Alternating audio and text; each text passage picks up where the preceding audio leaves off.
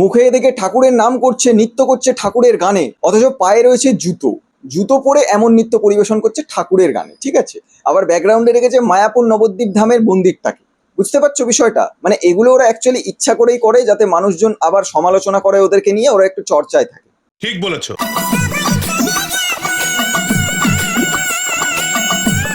হ্যাঁ, এবার তুমি বলতেই পারো জুতো পরে কি ঠাকুরের নাম নেওয়া যায় না?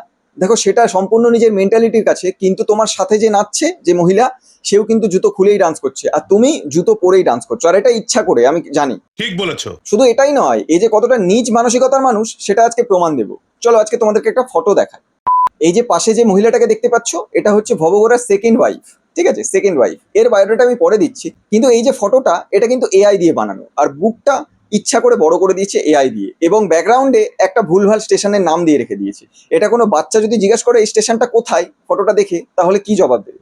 यही नहीं, अभी और सुनिए। মানে ভাই, এটা তো তোর ওয়াইফ, আর এই ওয়াইফের ফটো নিয়েই তুই এআই দিয়ে এরকম ভুলভাল এডিট করে সেটাকে নিয়ে ভিউজ কামাচ্ছিস, টাকা কামাচ্ছিস। মানে মানসিকতা তোদের।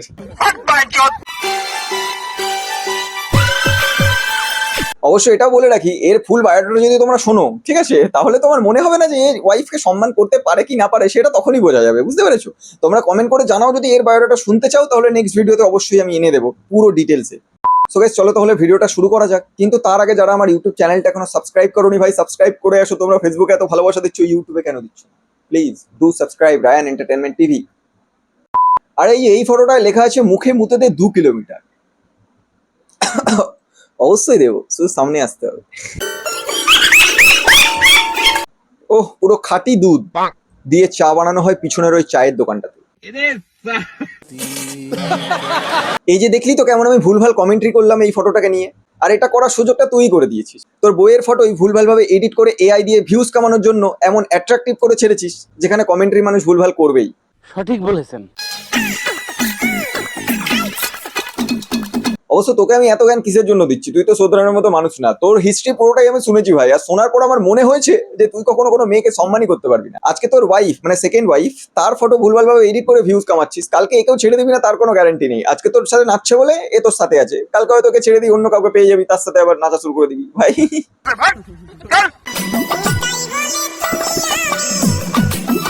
তবে হ্যাঁ, তোকে এটাও বলে রাখি, তুই তোর পার্সোনাল লাইফে কি করছিস না করছিস, কটা বিয়ে করছিস, কটা ছাড়ছিস, আমাদের দেখে লাভ নেই। আমরা ওটাতে ইন্টারফেয়ার করতে যাব না। হয়তো একটু সমালোচনা করবো, কিন্তু ইন্টারফেয়ার করতে যাব না।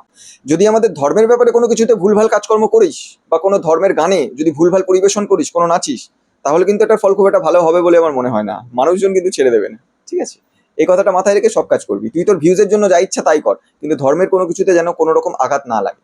কথা কি ক্লিয়ার না ভেজাল আছে? আর আরেকটা কথা তোমাদেরকে বলে রাখি, একে নিয়ে একটা মেয়ে ভিডিও বানিয়েছিল এবং এর পুরো পর্দা ফাঁস করেছিল ভাই। এর পুরো বায়োডাটা মানুষের সামনে এনেছিল, আর তার জন্য এই ভবঘুরে ওই মেয়েটাদের বাড়িতে চলে গিয়ে হুমকি দিয়ে এসছে রীতিমতো। কিন্তু তুমি যেটা করেছো এটা অন্যায়, আমার খারাপ লেগেছে তাই আমি বলেছি। কারণ তোমার মেয়েকে তো আমি দেখে এসেছি, তোমার মেয়েকে আমি তো দেখে এসেছি নিজের চোখে। তো মানে আমি বুঝে পাইনি এরা মানে কোন মুখ নিয়ে ওই মেয়েটাদের বাড়ি গেছে। হ্যাঁ, মানে কি বলতে গেছিলি? ও অবশ্য তোদের মান সম্মান আছে নাকি? বেঁচে তো শাড়ি কিনে ফেলেছিস, সেই শাড়ি পরেই তো ডান্স করিস। তো নিজের চোখেই দেখছো, আমার ছেলেটাও কিন্তু সেম একই। তো সেই জায়গায় দাঁড়িয়ে তোমার মেয়েটাকে দেখে আমার খারাপ লেগেছে।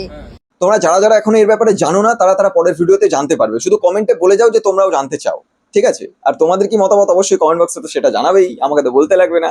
কথা কি ক্লিয়ার না ভেজাল আছে?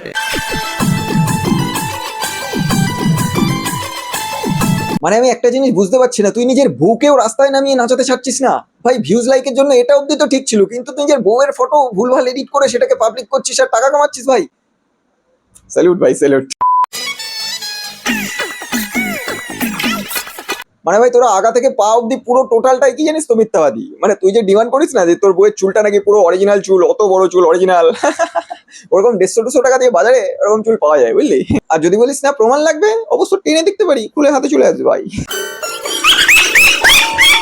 আর হ্যাঁ, আজকের এই ভিডিওটা শুধু ডেমো ছিল, পরের দিন পুরো পিকচার আসবে, বুঝতে পেরেছিস? একটু সেইভাবেই তৈরি হয়ে থাকিস। হ্যাঁ, अच्छा, তোমাদের কি মতামত অবশ্যই কমেন্ট বক্সে জানাও। আর এই যে আমি এত খাটছি, তোমাদের কষ্ট হয় না? তার জন্য যাও গিয়ে ইউটিউব চ্যানেলে গিয়ে সার্চ করো রায়ান এন্টারটেনমেন্ট টিভি, সাবস্ক্রাইব করো ভাই, সাবস্ক্রাইব। Bye guys.